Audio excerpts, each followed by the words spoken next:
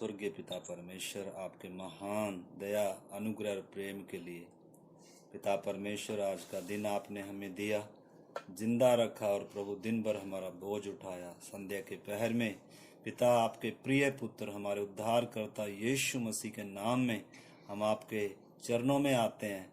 पिता, विनती करते हैं उस पवित्र लहू में हमारी आत्मा, देह, प्राणों को हम धोते हुए आपसे विनती करते हैं। पिता, पवित्र आत्मा हमारी जिंदगियों में कार्य करे, अगुवाई करे, हमसे बात करें, अपने वचन को खोल कर दें। प्रभु, प्रत्येक को आपकी आवाज को सुनने के लिए, आपकी इच्छा को जानने के लिए, उसके अनुसार चलने के लिए आप हमें कृपा दें, अनुग्रह दें। पिता, आपके हाथ में छोटी संगति को सौंपते हैं। प्रभु, आपकी मर्जी हमारे जीवनों में आज पूरी हो। यीशु मसीह के नाम से हम प्रार्थना को मांगते हैं, आमीन आमीन। आइए हम परमेश्वर के वचन से आइए हम पढ़ेंगे पहला तीमुथियुस की किताब और उसका 2 अध्याय और 3 वचन से हम पढ़ेंगे। पहला तीमुथी उसका 2 अध्याय और 3 वचन से हम पढ़ेंगे। ये हमारे उद्धारकर्ता परमेश्वर को अच्छा लगता और भाता भी है, जो यह चाहता है कि सब मनुष्यों का उद्धार हो और वे सत्य को भली भांति पहचान लें। क्योंकि परमेश्वर एक ही है और परमेश्वर और मनुष्यों के बीच में भी एक ही बिचवई है, अर्थात मसीह यीशु, जो मनुष्य है, जिसने अपने आप को सबके छुटकारे के दाम में दे दिया और उसकी गवाही ठीक समय पर दी गई। आमीन। प्रार्थना के साथ हम इस परमेश्वर के वचन को समझने का प्रयास करेंगे। और इधर हम देखते हैं, परमेश्वर का वचन हमने पढ़ा, लिखा है 3 में, यह हमारे उद्धारकर्ता परमेश्वर को अच्छा लगता है और भाता भी है। क्या? कि सब मनुष्यों का क्या हो? उद्धार हो। सब जातियों का, सब देशों के लोगों का परमेश्वर चाहता है, परमेश्वर की इच्छा है कि सब लोगों का क्या हो? उद्धार हो। ये परमेश्वर को अच्छा लगता है, परमेश्वर चाहता है, उसको ये भाता है कि सब मनुष्यों का क्या हो? उद्धार हो। क्योंकि हर एक मनुष्य की सबसे बड़ी और पहली आवश्यकता उद्धार ही है।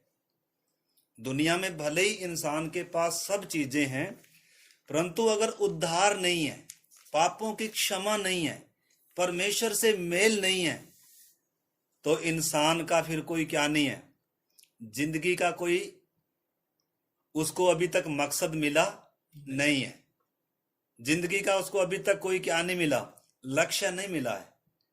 ठीक है ना? तो इधर हम देखते हैं परमेश्वर की इच्छा क्या है, परमेश्वर को अच्छा क्या लगता है। हमने पढ़ा कि सब मनुष्यों का क्या हो? उद्धार हो और वे सत्य को क्या करें? भली भांति पहचान लें। क्योंकि आज लोग क्या भी नहीं करते, सत्य को भी पहचानते नहीं है। लोग असत्य को, झूठ को क्या मानकर चलते हैं? सत्य मानकर चलते हैं। क्योंकि अगर एक झूठ को 10 बार, 20 बार, 30 बार लोगों को सुनाया जाएगा, बताया जाएगा, तो लोग क्या करने लग जाते हैं? झूठ को भी सत्य मानने लग जाते हैं, असत्य को भी क्या समझने लग जाते हैं? सत्य समझकर चलने लग जाते हैं। इसलिए परमेश्वर चाहता है कि सब लोग क्या करें? सत्य को भली भांति पहचान लें। सत्य क्या है, सच्चाई क्या है। ठीक है ना? तो शाम के समय परमेश्वर से प्रार्थना के साथ इस बात को समझने का क्या करेंगे? प्रयास करेंगे, सत्य क्या है। ठीक है ना? और उद्धार कितना महत्वपूर्ण और इंसान की सबसे जरूरी और पहली जरूरत है। ठीक है ना?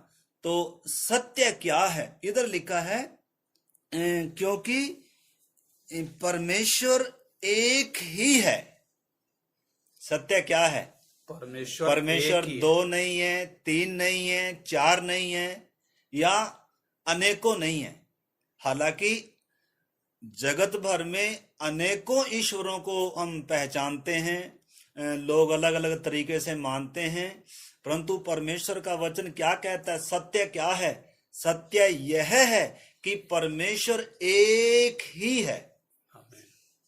हालेलुया। आपने इस चीज को अच्छे से क्या करना है? समझना है। आज तक हम भी बहुत समय पहले जब मसीह में नहीं थे, जब हमने भी ये सत्य नहीं जाना था, तो हम भी मतलब इस सत्य से अनजान जब थे, तो हम भी मतलब इस भूल में पड़े हुए थे, अज्ञानता में पड़े हुए थे और असत्य को सत्य मानकर क्या कर रहे थे? चल रहे थे। परंतु धन्यवाद उस महान परमेश्वर का जो चाहता है कि सब मनुष्य सत्य को पहचान लें और सब मनुष्यों का क्या हो जाए? उद्धार हो जाए। ये परमेश्वर की दिल से क्या है? इच्छा है। ठीक है ना? तो इधर हम देखते हैं, लिखा है क्योंकि परमेश्वर एक ही है और परमेश्वर और मनुष्यों के बीच में भी एक ही क्या है? बिचवई है। देखो, ये बात पूरी दुनिया क्या नहीं करती है, दुनिया के लोग जानते नहीं है। परमेश्वर एक ही है और परमेश्वर और मनुष्यों के बीच में भी एक ही क्या है? बिचवई है, मीडिएटर। मीडिएटर। दो नहीं है, मतलब एक ही रास्ता है उस एक परमेश्वर से मेल करने का। उस एक परमेश्वर से जो मेल कराएगा, वो जो मध्यस्थ है, वो जो बिचवई है, वो एक ही है, अर्थात मसीह यीशु जो मनुष्य है। ये कैसे हो सकता है? हालांकि आज हम देखते हैं मध्यस्थ बहुत संसार में कितने हैं। अगर हम देखें तो कितने संत जी हैं, कितने गुरु जी हैं, और अलग अलग कितने, हर जाति में, हर समाज में, हर देश गांव प्रांतों में क्या हैं, आज अलग अलग तरीके से बहुत हैं जो परमेश्वर से मेल कराने का क्या करते हैं? दावा करते हैं। और जो मतलब लोगों को प्रयास भी कर रहे हैं और लोगों को अच्छी शिक्षाएं भी देते हैं, बुरा काम ना करो, दारू ना पियो, या मतलब क्या करो, अच्छी बातें करो, और ऐसे कर कर कुछ नामदान भी देते हैं। ऐसे कर कर बहुत सारे साधन है जो इंसान क्या कर रहा है। परंतु इधर हमने समझना है परमेश्वर क्या चाहता है, लोग सत्य को क्या कर लें? भली भांति पहचान लें। क्योंकि लोग अज्ञानता में क्या करते हैं? वो सब करते हैं। परंतु सत्य क्या है? सत्य ये है कि परमेश्वर जैसे एक ही है, ऐसे ही परमेश्वर और मनुष्यों के बीच में भी एक ही बिचवई है, प्रभु यीशु मसीह जो मनुष्य है। लिखा है जिसने अपने आप को सबके छुटकारे के लिए या सबके छुटकारे के दाम में, सबकी छड़ौती के दाम में क्या कर दिया? अपने आप को दे दिया। यह है बड़ा विषय। क्यों यीशु मसीह ही मध्यस्थ है? क्यों यीशु मसीह के द्वारा ही उद्धार है? क्यों यीशु मसीह ही है सिर्फ परमेश्वर और मनुष्यों के बीच में? क्योंकि प्रभु यीशु मसीह ने सबके उद्धार के दाम में, सबकी छड़ौती के दाम में अपने आप को दे दिया, अपने आप को बलिदान होने के लिए दे दिया। तो इसलिए प्रभु यीशु मसीह भी जब हम देखते हैं, परमेश्वर प्रभु यीशु का वचन जब हम सुनते हैं, प्रभु यीशु मसीह ने जो दावे किए और कोई उन दावों को कर नहीं सकता है। प्रभु यीशु मसीह ने क्या कहा? मार्ग, सत्य और जीवन मैं ही हूं।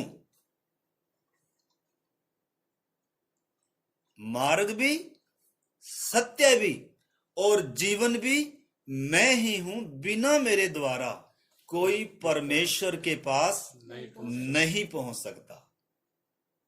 अगर ऐसी बात है, अगर ये सच है, तो ये छोटी बात नहीं है। आप समझ सकते हैं। फिर अगर ये सत्य है तो फिर दुनिया जिसको मान रही है या दुनिया जिस तरीकों से चल रही है, फिर वो क्या है? कितनी सवाल उठ खड़े होंगे कि नहीं खड़े होंगे? या तो ये झूठा है, या तो ये सत्य नहीं है। अगर ये ही सत्य है तो फिर बाकी कोई सत्य नहीं है। इस चीज को अच्छे से क्या करना है, हमने समझना है। तो प्रभु ने कहा मार्ग सत्य और जीवन मैं ही हूं, बिना मेरे द्वारा कोई परमेश्वर के पास जा नहीं सकता है। तो इसलिए मेरे प्यारे भाई बहनों जी, हमने समझना है कि हर एक व्यक्ति की जरूरत उद्धार है।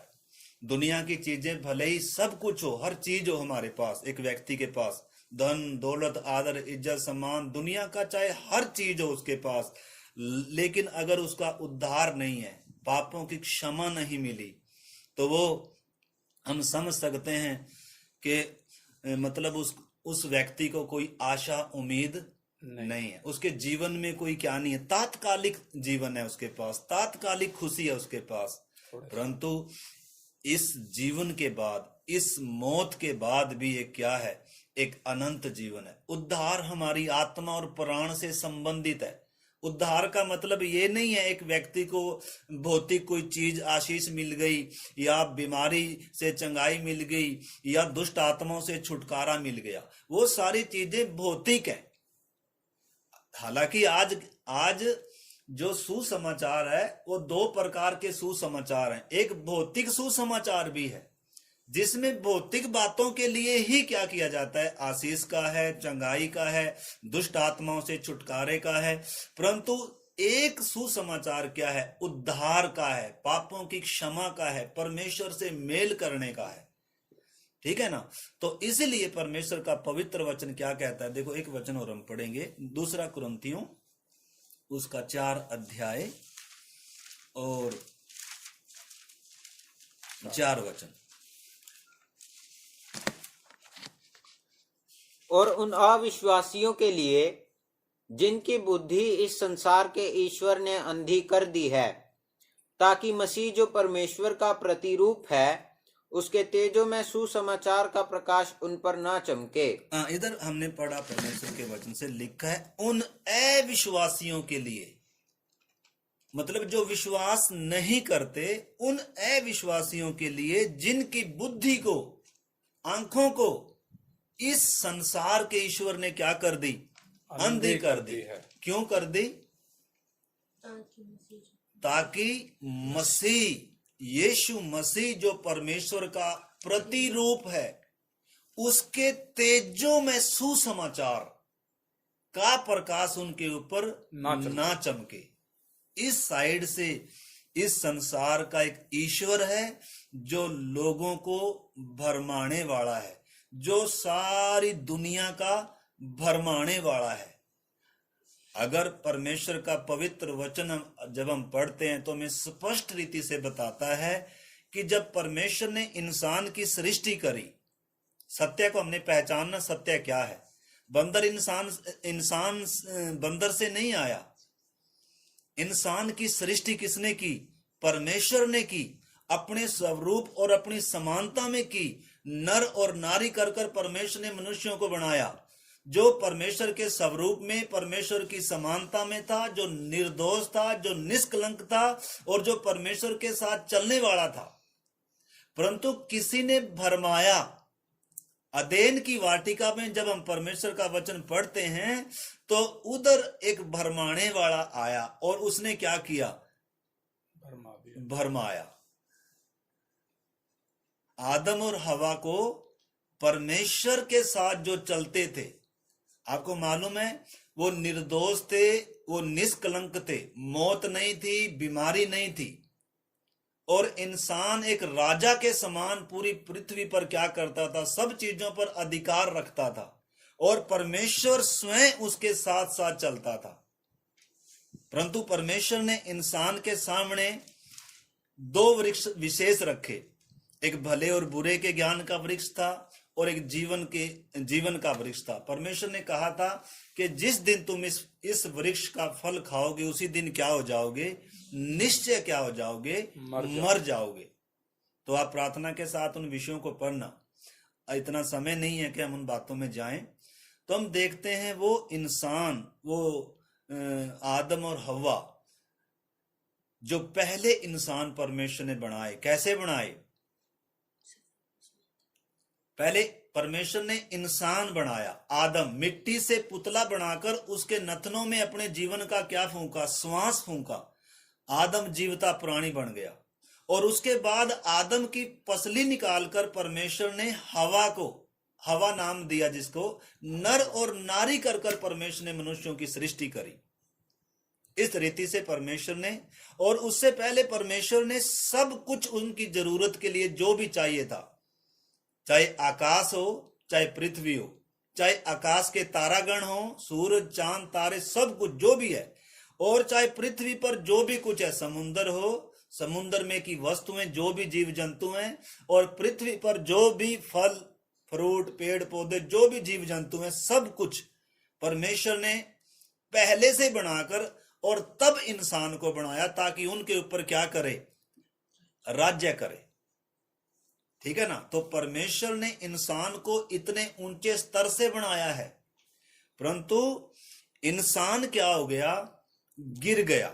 और गिर भी कैसे गया, एक शैतान ने आकर इंसान को क्या किया, हवा को क्या किया, बहकाया कि इस पेड़ का फल खाने से तुम मरोगे नहीं, परंतु तुम परमेश्वर के तुल्य हो जाओगे और तुम्हारी आंखें खुल जाएंगी।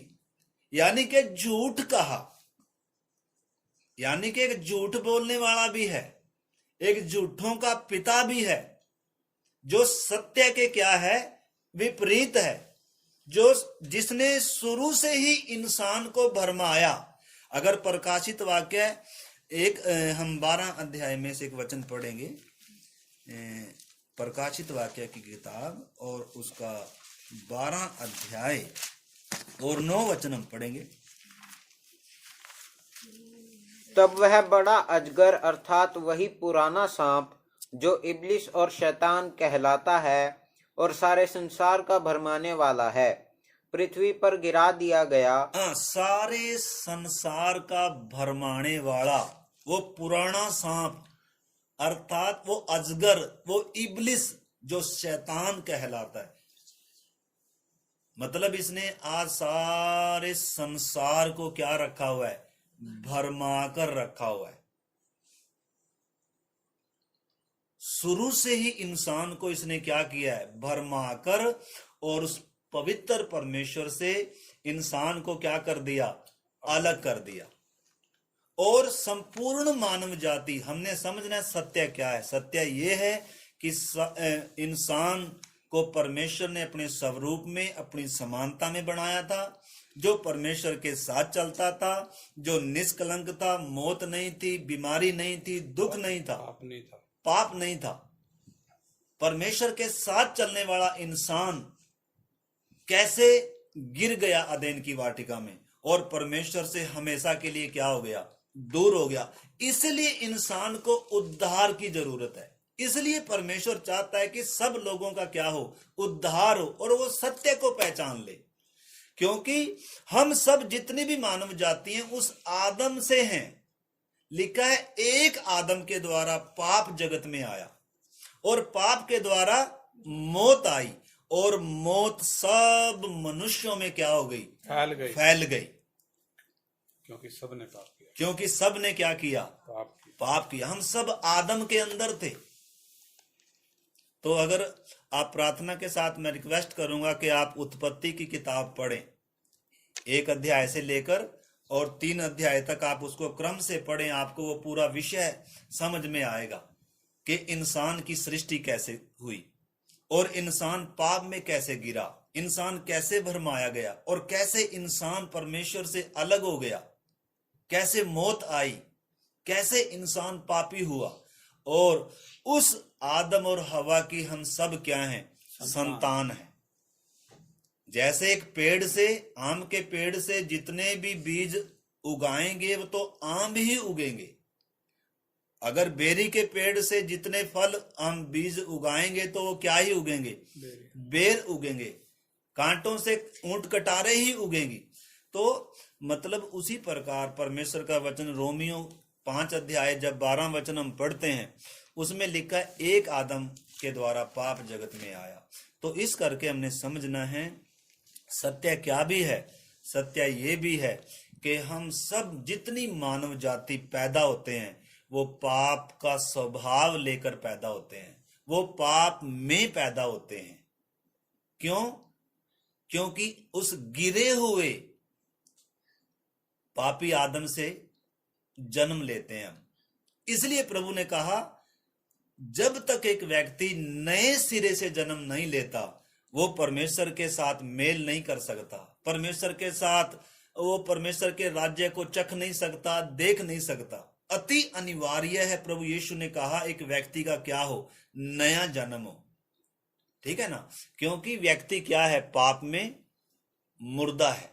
तो इस करके हमने समझना, जो हम परमेश्वर का वचन पढ़ रहे थे, परमेश्वर चाहता है सबका उद्धार हो जाए और सब लोग सत्य को भली भांति पहचाने। परमेश्वर तो एक ही है और उसी प्रकार उद्धार करता भी एक ही है सारे जगत के लिए। ठीक है ना? तो इस करके हम परमेश्वर के वचन से कुछ बातों को आज इधर जो देख रहे हैं कि इंसान, सच्चाई क्या है, मैं फिर से दोहराता हूं, इंसान परमेश्वर के स्वरूप में, परमेश्वर की समानता में सिरजा गया था, जो निष्कलंक था, जो पाप के बिना था, और अगर ये पाप नहीं करता तो कभी भी मरना नहीं था, मौत नहीं थी, बीमारी नहीं थी, उद्धार की कभी जरूरत ही नहीं पड़नी थी, क्योंकि परमेश्वर के साथ उसका क्या था? संबंध था। तो इस करके हमने उस चीज को समझना है। तो अब जितने भी इंसान पैदा होते हैं, वो किस दशा में पैदा होते हैं? पाप की दशा में पैदा होते हैं। और आपको मालूम है, जब इंसान ने पाप किया, आप उधर जब पढ़ेंगे तो लिखा है उनकी आंखें खुल गई और उन्होंने देखा कि वो क्या हैं? नंगे हैं। और उन्होंने क्या किया? अंजीर के पत्ते जोड़ जोड़ कर उनके क्या बनाए?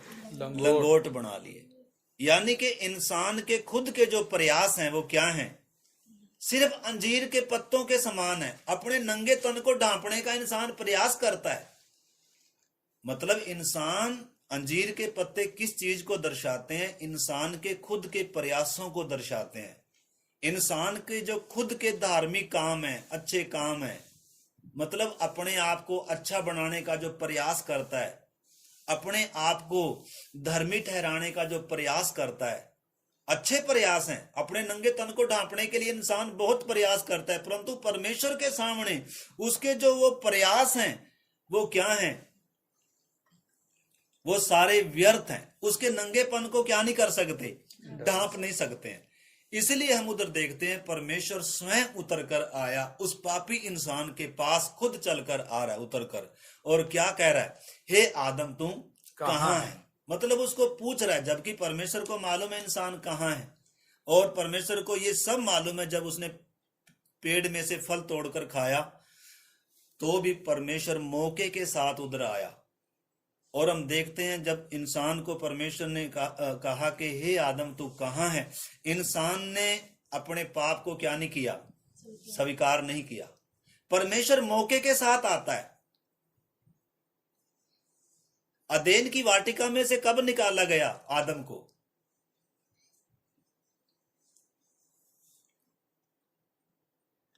फल खाते ही निकाला नहीं है, पापी होते ही निकाला नहीं है।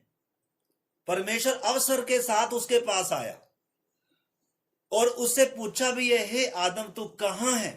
परंतु इंसान ने अपने गुनाह क्या नहीं किया? कबूल नहीं किया। अपने पाप को क्या नहीं किया? स्वीकार नहीं किया। बल्कि जब परमेश्वर ने कहा ना तू कहां है, तो कह रहा है मैं तेरा शब्द सुनकर बारी में क्या हो गया? डर गया, छिप गया। आज तक जब परमेश्वर आता था तो ऐसा घटना कभी नहीं थी। उसके अंदर डर नहीं था, वो नंगा नहीं था, छिपता नहीं था, मौत का भय नहीं था, परंतु आज्ञा तोड़ दी। और जैसे ही आज्ञा तोड़ी वो क्या हो गए? नंगे हो गए, पापी हो गए और मर गए आत्मिक। क्योंकि परमेश्वर ने कहा था जिस दिन फल खाओगे निश्चय क्या हो जाओगे? उसी दिन मर जाओगे। तो आत्मिक तौर पर इंसान क्या हो गया? मर गया। आत्मिक जीवन, परमेश्वर का जीवन खत्म हो गया और मृत्यु आई। और मृत्यु उनके ऊपर क्या कर रही है? अब मौत का भय उनके ऊपर है, इसलिए डरे हुए हैं। तो भी महान प्रेमी परमेश्वर, दयालु अनुग्रहकारी परमेश्वर उनके पास चलकर जब आया और उनको पूछ भी रहा है, परंतु अपने गुनाह स्वीकार करने की बजाय दूसरे पर क्या कर रहे हैं? उंगली उठा रहे हैं। आदम से जब पूछा गया तो कह रहा, जिस स्त्री को तूने दिया था उसने मुझे क्या किया? फल खिलाया। मैंने कहा और तब परमेश्वर ने स्त्री से पूछा, भाई तूने ये क्यों किया? उसने कहा कि जिस सांप ने मुझे क्या कर दिया? बहका दिया। सांप ने मुझे बहका दिया। तो उधर परमेश्वर ने, हम देखते हैं, उनके लिए वस्त्र का इंतजाम किया और उनका खून नहीं बहा उधर। आत्मिक तौर पर तो भले ही मर गए, लेकिन शारीरिक तौर पर खून किसका बहा? शारीरिक तौर पर मृत्यु किसकी आई? एक निर्दोष पशु उधर वध किया गया। यानी कि इस धरती के ऊपर सबसे पहला लहू किसका बहा? एक निर्दोष पशु का लहू बहा। वो किसकी छाया थी? पापी तो इंसान ने किया, गुनाह तो इंसान ने किया, खून तो इंसान का बहना था, लेकिन एक निर्दोष का लहू बहाया गया। एक निर्दोष का चमड़ा उतार कर उनको वस्त्र दिया गया। ये सब उद्धार के विषय हैं। देखो, पापी इंसान से परमेश्वर कितना प्यार करता है, क्योंकि अपने स्वरूप में बनाया है, अपनी समानता में बनाया है। इस चीज को हमने अच्छे से क्या करना है? उत्पत्ति से ही परमेश्वर का संदेश स्पष्ट था पापी इंसान के लिए कि तुझे मरना तो पक्का है, परंतु मैं तुझे प्यार करता हूं। ठीक है ना? और इसलिए उधर परमेश्वर ने इंसान को खत्म नहीं किया, नहीं तो खत्म कर सकता था। आत्मिक तौर पर तो उसी समय मर गया, परंतु शरीर की मौत इन आदम की कब आई? वो सालों के बाद आई। 960 साल का होकर मरा आदम। तो हम उधर देखते हैं परमेश्वर ने उस पापी इंसान का दंड किसने उठाया? उधर उस पशु ने उठाया और उसका चमड़ा उतार कर उसको क्या पहनाया गया? वस्त्र पहनाया गया। और अदेन की वाटिका में से निकालने से पहले परमेश्वर ने क्या कहा? स्त्री का वंश आएगा जो शैतान के सिर को क्या करेगा? कुचलेगा। सर्प के सिर को क्या करेगा? कुचलेगा। और सर्प उसकी एडी को क्या करेगा? डसेगा। यानी कि यीशु मसीह के बारे में उत्पत्ति के 3 अध्याय में जब इंसान ने पाप किया था, उसी समय परमेश्वर ने बता दिया था कि स्त्री का वंश आएगा, निर्दोष लहू बहेगा और तब इंसान बचेगा और इंसान को उद्धार का, नंगे इंसान को उद्धार का क्या पहनाया जाएगा? वस्त्र। तो उद्धार क्या भी है? उद्धार न केवल पापों की माफी है, न केवल उद्धार नया जन्म है, बल्कि उद्धार क्या भी है? उद्धार एक नंगे पापी व्यक्ति को वस्त्र है। उद्धार क्या भी है? एक वस्त्र के तौर पर भी बताया गया है। उद्धार परमेश्वर से मेल भी बताया गया। उद्धार एक नया जन्म भी बताया गया। ठीक है ना? तो इस करके परमेश्वर चाहता है कि सब लोगों का उद्धार हो जाए, सब लोग सत्य को क्या कर लें? पहचान लें, क्योंकि सत्य एक ही है और कोई रास्ता नहीं है और कोई मार्ग नहीं है। क्यों? क्योंकि यीशु मसीह ने सारे जगत के लिए क्या दिया है? बलिदान दिया है। तो ये परमेश्वर की क्या है? इच्छा है। तो इसलिए हमने समझना है, आज हर एक इंसान उस पापी गिरे हुए आदम की क्या है? संतान है। और परमेश्वर से उसका रिश्ता क्या है? टूटा हुआ है और पाप की दशा में है और मरी हुई दशा में है और इसके खुद के प्रयास अंजीर के पत्ते मात्र हैं। इसके नंगे तन को क्या नहीं कर सकते? ढांप नहीं सकते। इसके ऊपर परमेश्वर का क्या है? क्रोध है। यानी कि मौत पक्की है। लिखा है पाप की मजदूरी क्या है? मृत्यु है। तो पहली मौत तो क्या है? आत्मिक तौर पर मुर्दा है, और उसके बाद शरीर की मौत आएगी, और उसके बाद है असली जो मौत है, वो है अनंत काल की मौत, अनंत मृत्यु। जिसमें प्राण और आत्मा हमेशा के लिए परमेश्वर से दूर एक पीड़ा के स्थान में, जब तक शरीर में जिंदा है शरीर में उस मृत्यु को अनुभव करेगा। अगर नया जन्म नहीं हुआ, अगर पापों की क्षमा नहीं हुई, अगर परमेश्वर से मेल नहीं हुआ, अगर इसको अमरता नहीं मिली, तो जब तक शरीर में है तब तक आत्मिक तौर पर मुर्दा है और शरीर में भी उस पाप के परिणाम को क्या कर रहा है, भुगत रहा है। और उसके बाद ये शरीर तो मिट्टी में मिल जाएगा, परंतु प्राण और आत्मा हमेशा के लिए उस मृत्यु में, जिसको बोलते हैं अनंत मृत्यु या नरक जिसको हम बोलते हैं।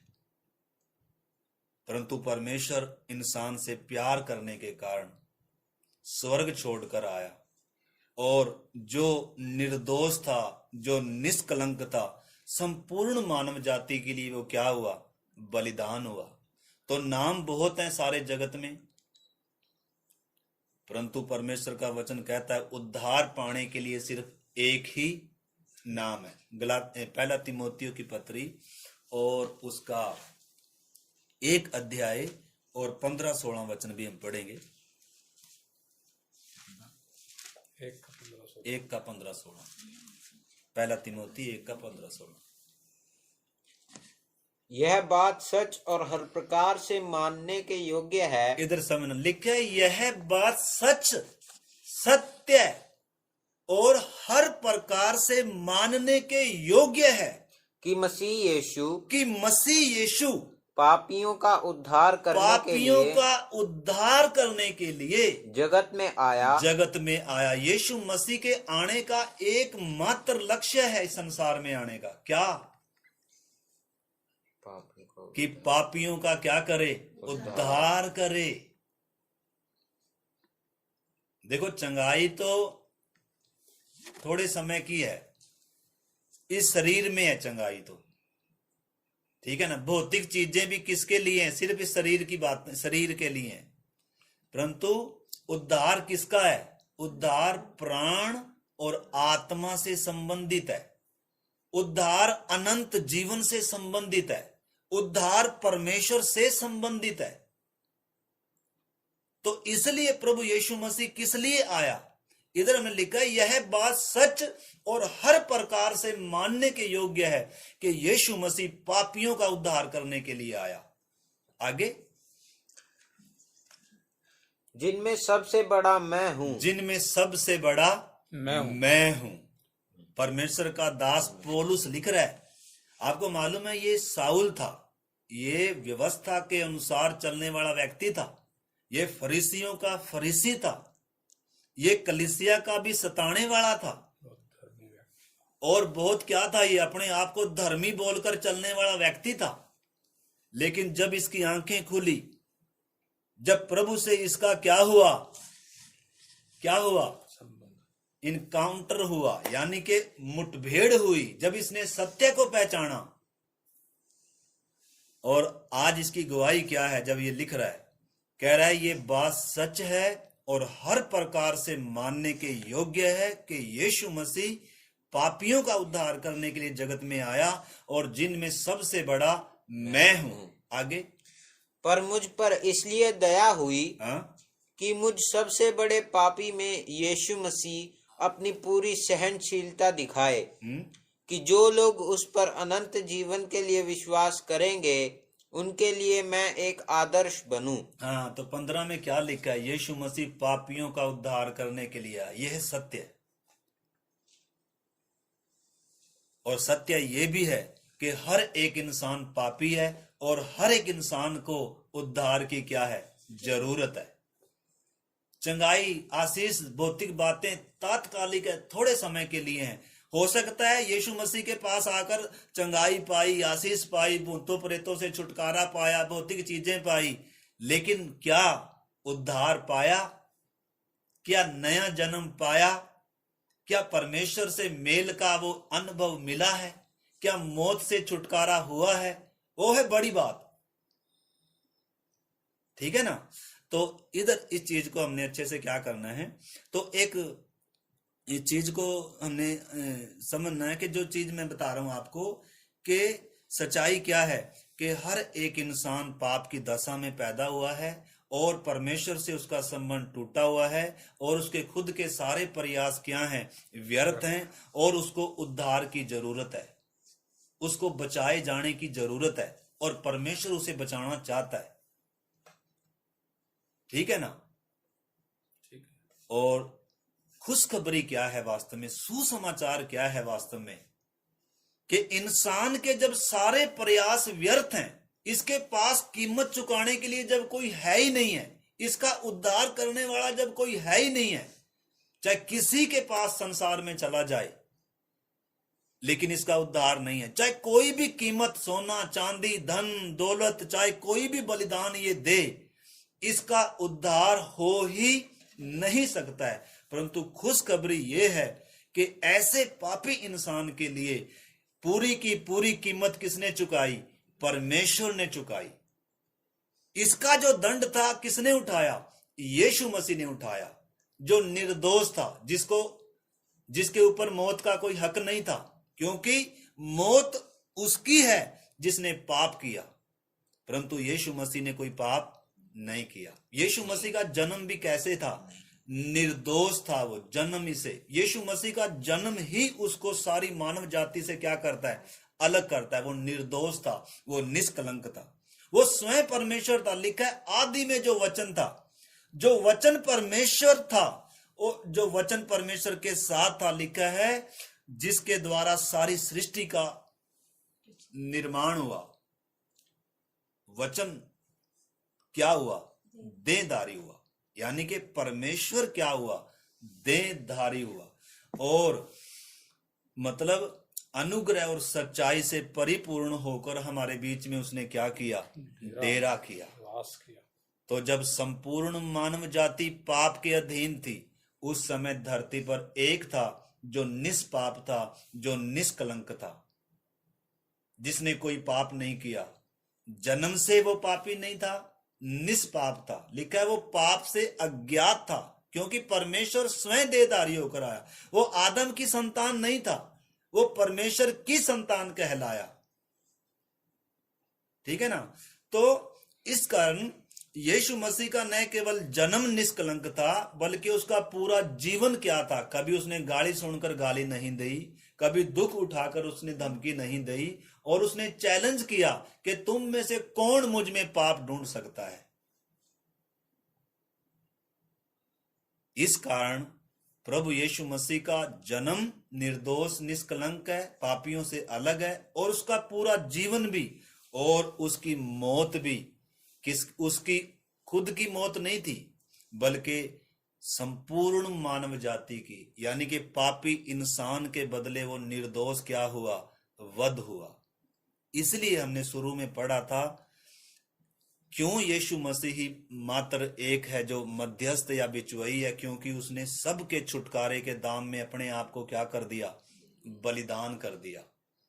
इस करके आप जब यीशु मसीह के जब हम कामों को हम पढ़ते हैं, उसमें सुसमाचारों में प्रभु यीशु मसीह ने कितने लोगों को क्या किया? उनके पापों को माफ किया, अंधों की आंखें खोली, मुर्दों को जिलाया, और उनका इसके ऊपर, सृष्टि के ऊपर भी क्या था? अधिकार था।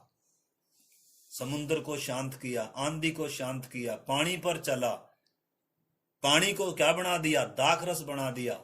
तो अगर हम उसके कामों को देखेंगे और उसके अधिकारों को जब हम देखते हैं, तो ईश्वर तब उसके कामों में क्या होता है? दिखता है। ठीक है ना? इसलिए यीशु ने कहा, जिसने मुझे देखा उसने किसको देखा?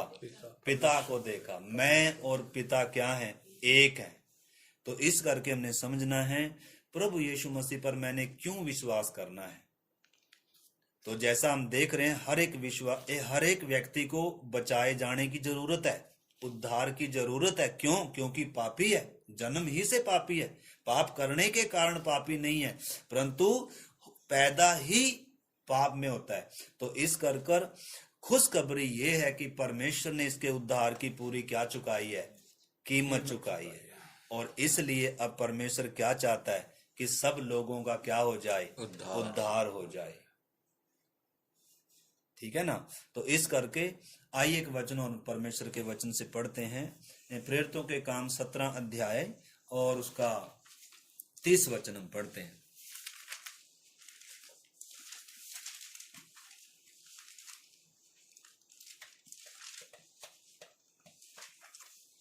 इससे पहले एक वचन और पढ़ेंगे हम, 2 कुरिन्थियों 5 अध्याय, 2 कुरिन्थियों 5 अध्याय और उसका 18 वचन हम पढ़ेंगे। ये सब बातें परमेश्वर की ओर से हैं, जिसने मसीह के द्वारा अपने साथ हमारा मेल मिलाप कर लिया। ये सब बातें परमेश्वर की ओर से हैं, जिसने मसीह के द्वारा, किसके द्वारा? मसीह के द्वारा अपने साथ हमारा मेल मिलाप कर लिया और मेल मिलाप की सेवा हमें सौंप दी। अर्थात परमेश्वर ने मसीह में होकर, देखो, परमेश्वर ने मसीह में होकर मसीह के द्वारा अपने साथ संसार का क्या कर लिया? मेल कर लिया। आगे, अर्थात परमेश्वर ने मसीह में होकर अपने साथ संसार का मेल मिलाप कर लिया और उनके अपराधों का दोष उन पर नहीं लगाया और उसने मेल मिलाप का वचन हमें सौंप दिया है। लिखा है, परमेश्वर ने मनुष्यों के अपराधों का दोष उन पर नहीं लगाया, उनके पापों की सजा उनको नहीं दी, परंतु सजा किसने उठाई? प्रभु यीशु मसीह ने उठाई। यीशु मसीह बलिदान हुआ ताकि मेरा और आपका और सारे जगत का क्या हो जाए? उद्धार हो जाए। एक व्यक्ति के जीवन में सबसे बड़ी खुशी की बात यही है। एक व्यक्ति के जीवन में सबसे बड़ा दिन यही है। एक व्यक्ति के जीवन में सबसे बड़ा दिन कौन सा है? सबसे महत्वपूर्ण दिन कौन सा है?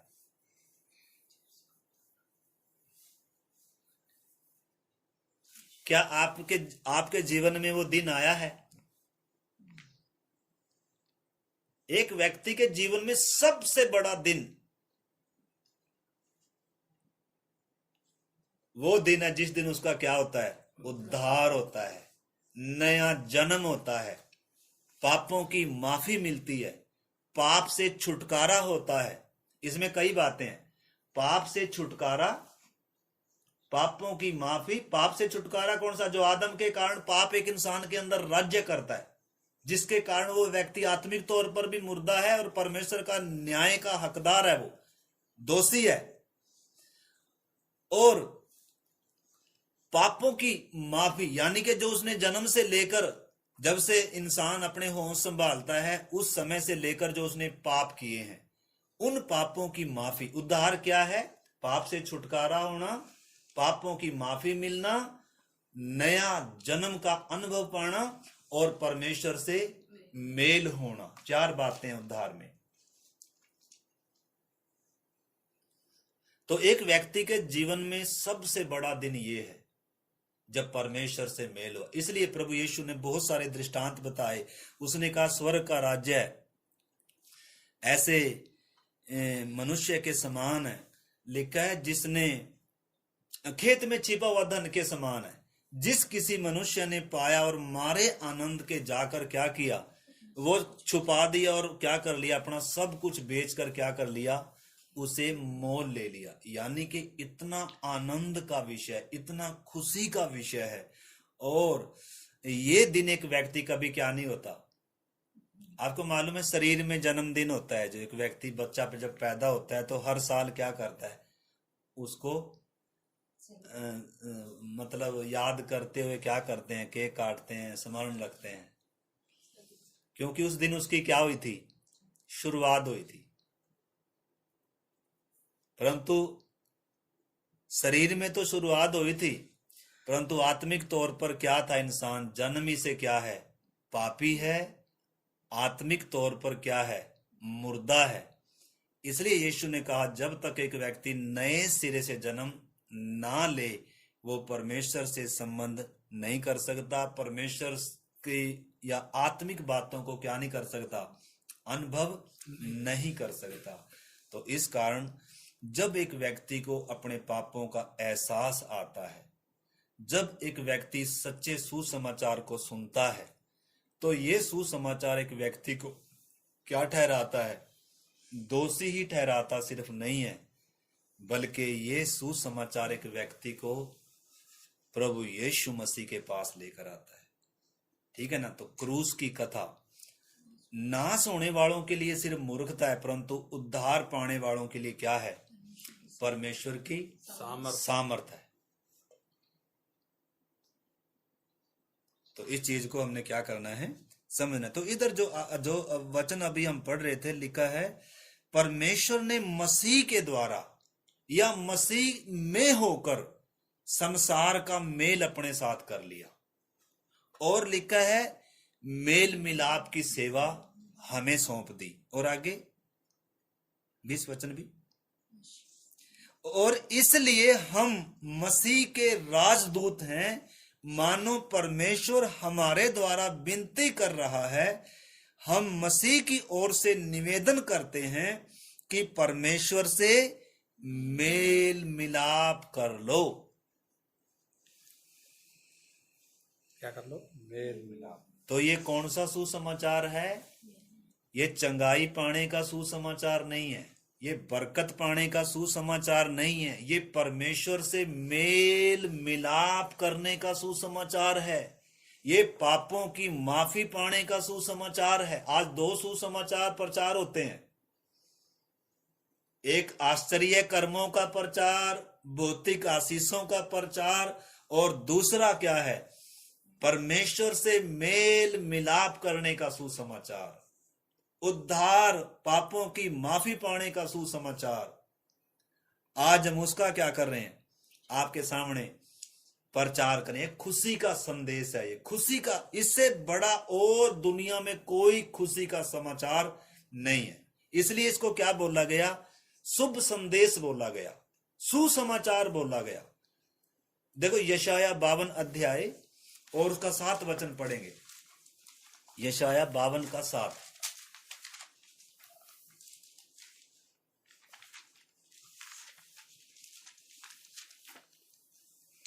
पहाड़ों पर उसके पांव क्या ही सुहावने हैं, पहाड़ों पर उसके पांव क्या ही सुहावने हैं, जो शुभ समाचार लाता है, जो शुभ समाचार लाता है, जो शांति की बातें सुनाता है, हाँ, और कल्याण का शुभ समाचार और उद्धार का संदेश देता है। उद्धार का सुसमाचार, यानी कि स्वर्ग क्या बोल रहा है, वो पांव क्या ही सुहावने हैं, जो कौन सा सुसमाचार लेकर जा रहे हैं, जो इस उद्धार का सुसमाचार लेकर जाते हैं। आपको मालूम है यीशु मसीह ने जब तक क्रूस पर अपना प्राण नहीं दिया था, जब तक उसने वो पवित्र लहू नहीं बहाया था अपना, जब तक उसने अपनी जान नहीं दी थी, तब तक यीशु ने 2-2 कर चेलों को भी भेजा था, जाओ दुष्ट आत्माओं को निकालो, बीमारों को चंगा करो। वो यीशु मसीह की मौत से पहले का सुसमाचार था, क्योंकि उस समय तक उद्धार का द्वार अभी तक खुला नहीं था, पापों का प्रायश्चित अभी तक किया नहीं गया था, क्योंकि जब तक यीशु मरेगा नहीं तब तक इंसान का उद्धार असंभव है। इसलिए जब तक यीशु जिंदा था तब तक वो सुसमाचार था, कौन सा, चंगाई का सुसमाचार, आशीष का सुसमाचार, भूतों प्रेतों से छुटकारे का सुसमाचार। इसलिए यीशु ने 2-2 कर चेलों को भेजा भी था। उसके लिए पवित्र आत्मा की जरूरत नहीं थी, उसके लिए चेलों को उद्धार पाने की जरूरत नहीं थी। उस सुसमाचार से किसी का उद्धार नहीं होता था, क्योंकि वो चंगाई का सुसमाचार था, वो आशीष का सुसमाचार था। परंतु जब यीशु मसीह ने क्रूस पर प्राण दे दिया, जब पापों का प्रायश्चित किया गया, जब वो बीच की दीवार हट गई, आपको मालूम है जब क्रूस पर यीशु मसीह का प्राण, जब उसने प्राण त्याग दिया तो उधर 3 घटनाएं घटी। पहली घटना तो क्या घटी, वो बीच का पर्दा ऊपर से लेकर नीचे तक क्या हो गया, फट गया। बीच का पर्दा का मतलब है इजरायलियों के बीच में एक मिलाप का तंबू होता था, पहले मिलाप का तंबू था और फिर वो एक भवन में तब्दील कर दिया उन्होंने, मंदिर था। और उस मंदिर में बलियां चढ़ती थी। बलियां भी किसकी छाया थी? परमेश्वर को बलि नहीं चाहिए, परंतु यीशु मसीह के बलिदान को समझाने के लिए थी। जैसे अदेन की वाटिका में सबसे पहले वो बलि हुई, किसकी बलि हुई? वो निर्दोष पशु मरा था उधर,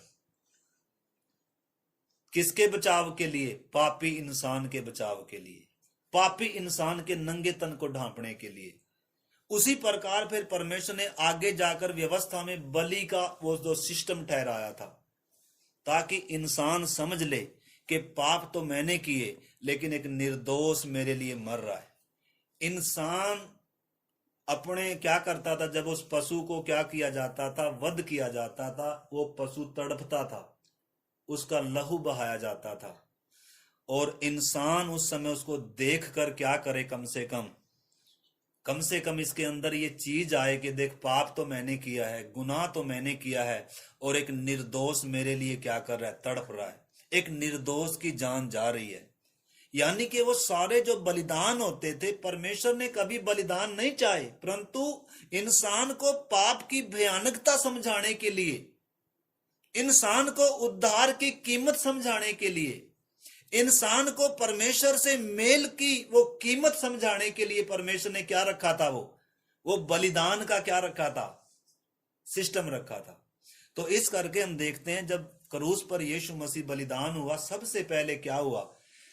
आपको मालूम है, उस मंदिर में भले ही बलिदान चढ़ते थे, कितने हजारों निर्दोष बलियां चढ़ती थी, परंतु बीच में जो दीवार थी, पापी के और पवित्र परमेश्वर के बीच में जो दीवार थी, वो कभी भी गिरी नहीं थी।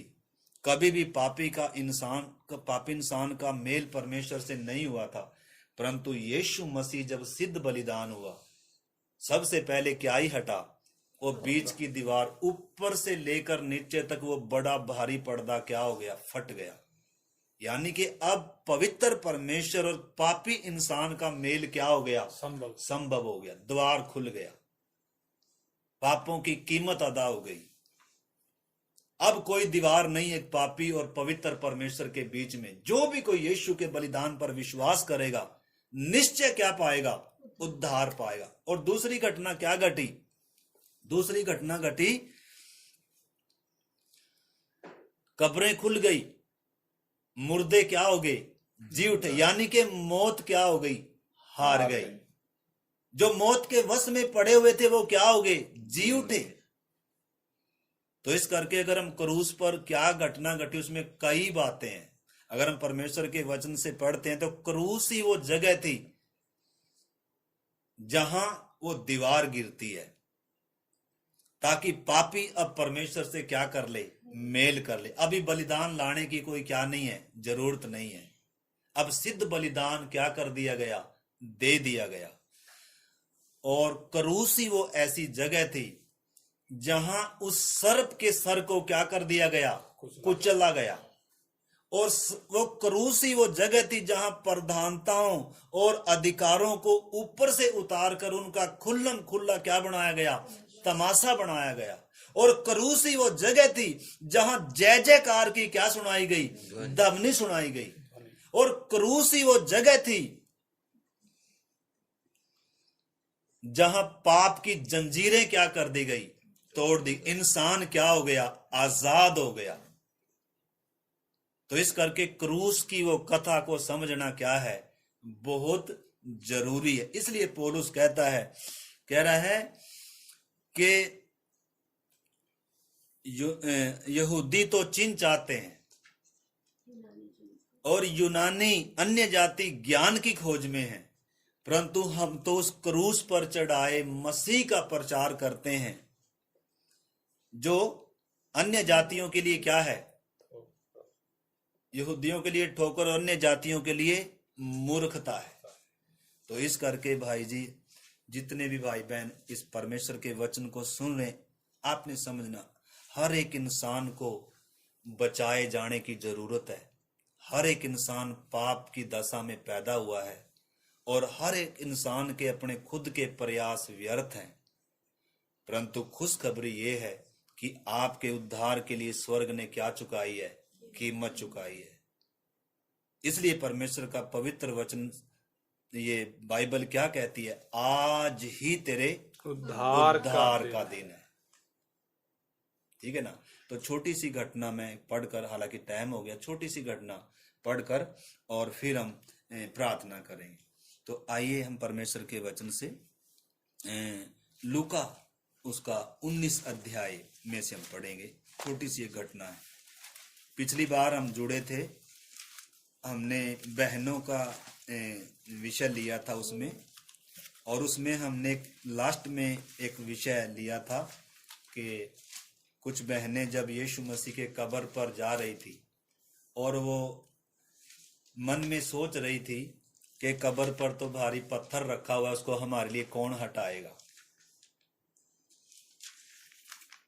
परंतु आपको मालूम है, जो रुकावटें इंसान ने हटानी है वो इंसान ने हटानी है। जो इंसान के बस की नहीं थी वो रुकावट किसने हटाई है? परमेश्वर ने हटाई। जब वो बहनें ये सोच तो रही थी कि हमारे लिए पत्थर कौन हटाएगा, परंतु वो रुकी नहीं उधर। वो क्या कर रही थी? वो उधर कब्र पर गई, और जैसे ही कब्र पर उन्होंने जाकर देखा, वो भारी पत्थर क्या था? हटा हुआ था। ठीक है ना। तो इधर आज एक छोटी सी घटना पढ़कर हम प्रार्थना करेंगे। लूका 19 अध्याय में से एक जक्कई नामक व्यक्ति का एक उदाहरण लिया गया है। इसके अंदर एक तमन्ना थी यीशु मसीह को देखने का। इसके अंदर क्या था? जैसे अभी हम यीशु मसीह के बारे में सुन रहे हैं, तो हमारे अंदर क्या आना है? प्रभु यीशु मसीह को जानने का, देखने का क्या आना है, जो मेरा उद्धार करता है, जो मेरे लिए क्रूस पर क्या हुआ है, मरा है।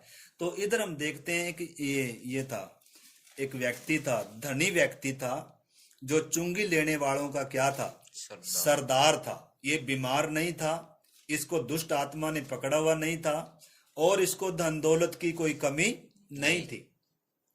परंतु इसको यीशु मसीह का देखने का क्या था? एक मन था। देखो, जिसको यीशु मसीह का देखने का मन है ना, प्रभु उसके लिए क्या करता है, उस चीज को हमने समझना है। मतलब एक व्यक्ति को बस क्या चाहिए? वो मन चाहिए। और सारा काम कौन करेगा? परमेश्वर करेगा। तो इधर हम देखते हैं, और जक्कई का जो घटना हम देखते हैं, आप बाद में पढ़ना पूरा उसका। चुंगी लेने वाला जक्कई है। पढ़ो थोड़ा एक से। वह यरीहो में प्रवेश करके जा रहा था। वहां जक्कई नामक एक मनुष्य था। हाँ? जो चुंगी लेने वालों का सरदार था और धनी था। तो चुंगी लेने वालों का सरदार है और धनी व्यक्ति है। ठीक है ना। इसको किसी चीज की कोई कमी नहीं है। आगे, वह यीशु को देखना चाहता था। वह यीशु मसीह को देखना चाहता था कि वह कौन है, क्योंकि यीशु मसीह के बारे में सुनता है कि वो तो जी मुर्दों को जिलाता है, दुष्ट आत्माओं को निकालता है, और काफी जब परमेश्वर का सत्य राज्य और उनके बारे में भी वो बताता है, तो इसके अंदर भी उसको देखने का क्या था? मन था। परंतु इसके सामने रुकावटें बहुत थी। कई बार हम देखना, कई बार कुछ लोग होते हैं, उद्धार तो पाना चाहते हैं, पापों की माफी तो पाना चाहते हैं, परंतु थोड़ी सी एक रुकावट आ गई ना, उस रुकावट को पार नहीं पाना चाह रहे। उनसे छोटी सी रुकावट ही क्या नहीं हो पा रही? क्रॉस नहीं हो पा रही। तो इधर हम इस व्यक्ति को देखते हैं। धनी व्यक्ति है, अमीर व्यक्ति है, और इसको किसी चीज की क्या नहीं है, कोई घटी नहीं है, परंतु यीशु मसीह को देखने का मन है। परंतु इधर हम देखते हैं, इसमें आगे पढ़े 3 वचन। वह यीशु को देखना चाहता था। हाँ? कि वह कौन सा है। हाँ? परंतु भीड़ के कारण देख न सकता था। हाँ। क्योंकि वह नाटा था। तो 2 रुकावट सबसे पहले देखते हैं। एक तो क्या है? भीड़ है। यीशु मसीह जब चलता है तो भीड़ उसके पीछे चलती है। और ये क्या था? नाटा था, मंदरा व्यक्ति है। सबसे पहली रुकावट तो जो इसमें हम देखते हैं कि वो चुंगी लेने वालों का सरदार है, यानी कि बिजनेसमैन है। उसके पास तो समय नहीं है। आज आपको मालूम है, अगर इतना कोई व्यस्त होगा तो क्या वो अपनी दुकान बंद करेगा? क्या अपना बिजनेस व्यापार एक दिन के लिए बंद करेगा? इसने क्या किया? अपनी दुकान में इसने क्या लगाया?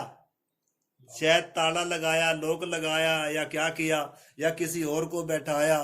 और नहीं तो इतना व्यस्त व्यक्ति बोलता, यार देखना तो चाहता हूं, परंतु क्या करूं, काम बहुत है, छुट्टी नहीं मिलती।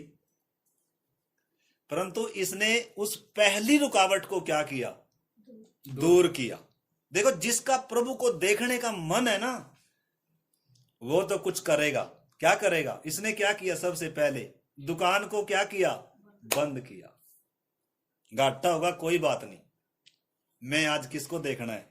यीशु को देखना है। और दूसरी रुकावट इसके आगे क्या आई? आगे भीड़ है। और तीसरी रुकावट क्या है? ये नाटा है बेचारा। इसने सोचना था, चल यार अब क्या करूं मैं, तो मेरे तो किस्मत ही खराब है, देखने का मन तो था मेरा, और अभी मैं क्या करता हूं, क्या करूं, मैं तो मजबूर हूं, और तो मैं वापिस चलता हूं। ये वापिस नहीं गया। क्या किया इसने? लिखा है दौड़कर, देखो आगे पढ़ो थोड़ा सा उसका। तब उसको देखने के लिए वह आगे दौड़कर एक गूलर के पेड़ पर चढ़ गया। आप देख सकते हैं, देखो एक व्यक्ति दौड़ रहा है, यीशु मसीह को देखने के लिए दौड़ रहा है। अपनी दुकान बंद की है इसने, भीड़ इसके सामने रुकावट नहीं है, इसका नाटापन इसके सामने रुकावट नहीं है।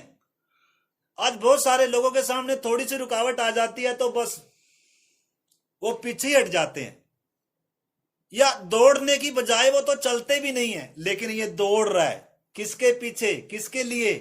सिर्फ यीशु को देखने का क्या है? मन है। यीशु देखने की चीज है। लिखा है, धन्य है जिनके, आपको मालूम है प्रभु यीशु स्वर्ग में, आप स्वर्ग के उसमें भी हम देखते हैं, प्रकाशित वाक्य में भी, स्वर्ग में बहुत चीजें होंगी देखने की। उधर तो लिखा है, उधर की तो सड़कें भी सोने की हैं, उधर का चौक भी खाली सोने का है, और उधर तो बहुत बहुत कुछ बातें होंगी। परंतु आपको मालूम है, उधर जो सबसे आकर्षित जो चीज है देखने की, वो क्या है? वो राजाओं का राजा और प्रभुओं का प्रभु जो सिंहासन पर क्या है? विराजमान है। जो पवित्र करूब भी जिसके सामने क्या करते हैं? दंडवत करते हैं। तो इस कर पूरा स्वर्ग किसकी ओर इशारा कर रहा है? उसको दंडवत कर रहा है। तो इस करके हमने समझना है प्रभु यीशु मसीह कौन है, जो हम पापियों के लिए मरा। क्या हमारे अंदर यीशु मसीह से मिलने का, यीशु मसीह को देखने का मन आएगा? इस व्यक्ति के अंदर मन था। देखो इसने क्या किया, कीमत दे रहा है, दौड़ रहा है, सारी रुकावटों को पार कर रहा है, और दौड़कर लिखा है गुल्लर के पेड़ पर जाकर चढ़ गया, क्योंकि यीशु मसीह उसी मार्ग से जाने वाला था। इसने सारा पता लगा लिया। हमारी तरह क्या नहीं था ये। आज बहुत सारे विश्वासियों को बहुत बहाने होते हैं। क्या करें पास्टर जी, आना तो था संगति में, ये काम पड़ गया, वो काम पड़ गया, ये दिक्कत होगी, वो दिक्कत होगी। वचन में लिखा है, स्वर्ग के राज्य पर जोर होता आया है और बलवान उसे क्या कर लेंगे? छीन लेंगे। मतलब अगर ढीला डाले हैं ना जो व्यक्ति, उनके लिए स्वर्ग का राज्य बंद है। इसलिए तो लिखा है, स्वर्ग का राज्य खेत में छिपे हुए धन के समान है। इसलिए लिखा है, जो प्यासा होगा, जो भूखा होगा, जो मांगेगा, जो खटखटाएगा, जो ढूंढेगा, ये उनके लिए है। जो हर कीमत देने के लिए क्या है? तैयार है। जो दौड़ने के लिए क्या है? तैयार है। तो जक्कई जब इतना इसके अंदर मन है, तो क्या आज इसका उद्धार नहीं होगा? आप बोलो, ऐसे व्यक्ति का क्या आज उद्धार नहीं होगा? वचन कहता है, आज ही तेरे उद्धार का दिन है। देख लो, आगे पढ़ो थोड़ा सा।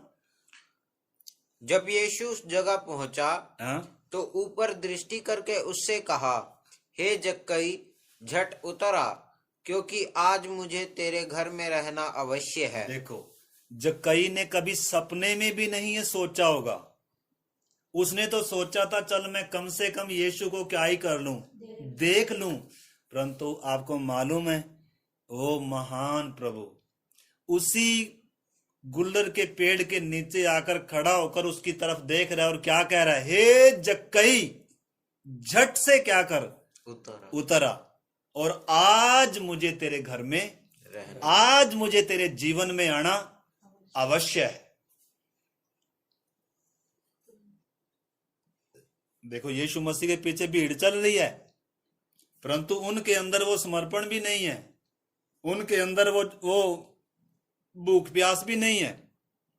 और वो तो शायद चंगाई पाने के लिए, आशीष पाने के लिए, रोटियां खाने के लिए भी उस समय यीशु मसीह के पीछे भीड़ चलती थी, क्योंकि वो तो 5 रोटियों में से भी क्या करता था, 15-15 हजार को खिला देता है, वो तो मुर्दों को जिला देता है। इसलिए बहुत सारे उस हिसाब से भी अभी हम प्रार्थना करने जा रहे हैं, बस थोड़ा सा मैं ये वचन बताकर। तो इधर मेरे प्यारे भाई बहनों में समझना है, इधर यीशु मसीह ऐसे व्यक्ति को क्या कहता है, कह रहा है तू झट उतर कर आ और आज ही मैं तेरे घर में जाना अवश्य है, आज मेरा प्रोग्राम है तेरे लिए। क्योंकि जब एक व्यक्ति इतनी कीमत देने के लिए तैयार है, और जब एक व्यक्ति मुझे देखने के लिए इतना उत्साहित और इतना क्या है, इतना मतलब उतावला है, तो आज ही मैं तेरे घर में आऊंगा। और उधर हम देखते हैं, यह देखकर सब देखकर कुड़कुड़ाकर कहने लगे, यह तो पापी मनुष्य के यहाँ आ उतरा। यानी कि वो चुंगी लेने वाला क्या है, एक पापी व्यक्ति है। धनी तो है परंतु पापी व्यक्ति है। चुंगी लेने वाले 2 नंबर का काम करते हैं। तो ये भी बेचारे ने, इसने भी क्या किया हुआ था, आगे देखेंगे हम। तो प्रभु यीशु मसीह जिसके जीवन में आता है, या जो यीशु मसीह को देखना चाहता है, तो इस व्यक्ति के साथ आगे घटना जो घट रही है, इधर हम देखते हैं, जब लोग कह रहे हैं तो पापी मनुष्य के यहाँ आ उतरा है। लिखा है जक्कई ने, जब घर जक्कई चला गया और जक्कई ने खड़े होकर प्रभु से कहा, हे प्रभु देख, मैं अपनी आधी संपत्ति कंगालों को देता हूं। जो संपत्ति को दोनों हाथों से क्या कर रहा था, ये बटोर रहा था। अब क्या कह रहा है, हे प्रभु देख, मैं अपनी आधी संपत्ति तो किसको देता हूं, कंगालों को देता हूं। और यदि किसी का कुछ भी अन्याय करके ले लिया है तो उसे 4 गुना फेर देता हूं। देखो, जिसके जीवन में प्रभु आएगा, जिसके घर में प्रभु आएगा, वो पाप से फिर समझौता नहीं कर सकता, पाप के में जीवन वो बिता नहीं सकता है। और इसको अपने पापों का भी क्या हो रहा है, एहसास आ रहा है। इसको अपने पापी होने का भी क्या आ रहा है, एहसास आ रहा है कि मुझ पापी के घर में प्रभु यीशु मसीह, यानी कि इसके अंदर वो पश्चाताप आ रहा है, वो पापों के प्रति इसके अंदर कायलता आ रही है। और ये क्या कह रहा है, खड़ा हो, इसको किसी ने नहीं कहा इस विषय में, और ये खुद निर्णय ले रहा है। कह रहा है मैं आधी संपत्ति कंगालों को देता हूं, और लिखा है अगर मैंने किसी का न्याय से ले लिया उसका 4 गुना फेर देता हूं। यानी कि इसके अंदर ये ऐसा मन आया इसके अंदर, यानी कि जिसके जीवन में यीशु आएगा उसके कामों से क्या होगा, दिखेगा। उसके जीवन से क्या होगा, दिखेगा। इसको चंगाई नहीं मिली, इसको ये बीमार नहीं था, इसको दुष्ट आत्मा ने नहीं पकड़ा था, ये तो धनी व्यक्ति है, इसको किसी चीज की क्या नहीं थी, कोई कमी नहीं थी। लेकिन कमी किसकी थी, उद्धार की कमी थी। आज भले ही एक व्यक्ति के पास सब कुछ है, धन है, दौलत है, बिजनेस है, व्यापार है, लेकिन क्या आपका उद्धार हो गया? अभी हमने जो शुरू में जो कहा था, परमेश्वर क्या चाहता है कि ताकि हर मनुष्य का क्या हो जाए, उद्धार हो जाए, और वो सत्य को पहचान ले, वो यीशु मसीह को पहचान ले, वो उस बिचवई को पहचान ले जो सबके लिए क्या हुआ है, बलिदान हुआ है। तो इधर हम देखते हैं अगला जो शब्द है, यीशु क्या कह रहा है, 9 वचन में लिखा है, तब यीशु ने उससे कहा, आज इस घर में, इस जीवन में क्या आया है, उद्धार आया है। तो यीशु मसीह बीमारों के लिए नहीं आया, यीशु मसीह दुष्ट आत्माओं से जकड़ों के लिए नहीं आया, यीशु मसीह किसके लिए आया, पापियों का उद्धार करने के लिए जगत में आया। और जिनमें से कि ये बड़ा पापी था, और प्रभु ने इसको क्या कहा, आज तेरे घर में क्या आया है, उद्धार आया है। और आगे थोड़ा पढ़ लो उसको। इसलिए कि यह भी अब्राहम का एक पुत्र है, क्योंकि मनुष्य का पुत्र खोए हुओं को ढूंढने और उनका उद्धार करने आया है। खोए हुओं को ढूंढने और उनका उद्धार करने के लिए आया है। तो यीशु मसीह के आने का मकसद ये था, ताकि हर एक पापी का क्या करे, उद्धार करे। इसलिए आइए इस समय, शाम के समय, हम अपने जीवनों को जांचें। कितनों ने ये अनुभव पाया है, कितनों के जीवन में ये बड़ा दिन आया है। शरीर में तो हम सब एक बार जन्मे थे, परंतु क्या आत्मा में जन्म पाया है? शरीर के जन्म की तो हम कितनी खुशी मनाते हैं। आइए आज हम एक नए सिरे से जन्म की आवश्यकता है, उद्धार की आवश्यकता है, पापों की क्षमा की आवश्यकता है, परमेश्वर से मेल मिलाप की आवश्यकता है। और उसके लिए प्रभु यीशु मसीह आज हमारे मध्य में है। आज हमारे दिलों के द्वार पर वो खटखटा रहा है। आज इस जक्कई के समान वो हमारे भी घर में आना चाहता है, जिसका उद्धार नहीं हुआ है। आइए अपने मन का द्वार खोलें, आइए प्रभु को इनवाइट करें अपने जीवन में। प्रभु मेरे जीवन में आ, प्रभु मेरे घर में आ। आइए हम प्रार्थना करते हैं, आइए हम प्रार्थना करें। आइए हम प्रार्थना करते हैं। परमेश्वर ने निश्चय हम एक एक से बात करी है। परमेश्वर का वचन जीवित है, सामर्थी है। इस वचन में ताकत है। यह वचन दो धारी तलवार से भी ज्यादा तेज है, मनुष्य के हृदय को आर पार छेदता है। निश्चय आज वो अनुभव हमने पाया है। आइए हम प्रार्थना करें, अपने जीवनों को जांचते हुए, मैं किस मोड़ पर खड़ा हूं, मैं कहां तक पहुंचा हूं, मेरे मन की तमन्ना क्या है। क्या मैं यीशु को देखना चाहता हूं? क्या मैं उसको जानना चाहता हूं? क्या मेरे जीवन में वो उद्धार आ चुका है या आना अभी बाकी है?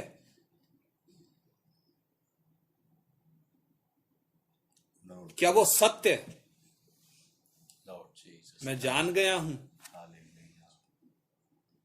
परमेश्वर कहता है, परमेश्वर को ये अच्छा लगता है और उसे ये भाता है, और वो ये चाहता है कि सब मनुष्यों का उद्धार हो और वे सत्य को भली भांति पहचान लें।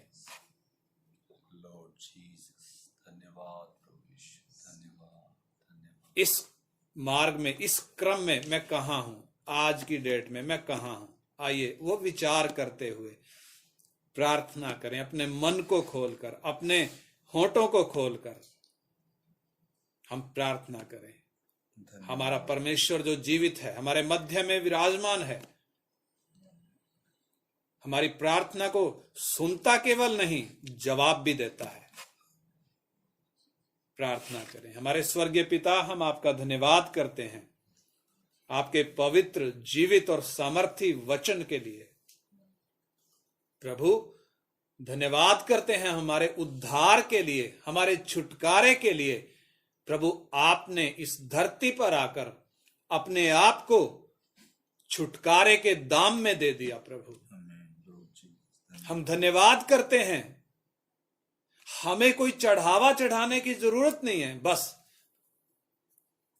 प्रभु आपको जानने का, आपको देखने का वो मन हमारा आना है। प्रभु इन दिनों में, प्रभु वो मन होने के लिए, प्रभु इन दिनों में वो खोज होने के लिए, प्रभु इन दिनों में वो भूख आने के लिए, वो प्यास जगने के लिए। प्रभु जैसे जक्कई सारी रुकावटों को पार करते हुए पेड़ पर चढ़ गया, प्रभु हम में भी वो रुकावटों को हटाकर प्रभु आपको देखने का, आपको जानने का, वो उद्धार पाने का प्रभु वो मन आने के लिए प्रभु आप हमारे एक एक के जीवन में कार्य करें। आपके हाथ में प्रभु हर एक उस व्यक्ति को सौंपता हूं जो जिस तक आपकी ये आवाज पहुंच रही है। प्रभु आपका ये वचन एक एक हृदय को छेद दे प्रभु। प्रभु आपका ये पवित्र वचन एक एक हृदय में फलवंत हो प्रभु, ताकि हर एक सुनने वाला उद्धार पाए, परमेश्वर से मेल कर सके। प्रभु आपका आत्मा एक एक जीवन में कार्य करे। आपके हाथ में सौंपते हैं पिता।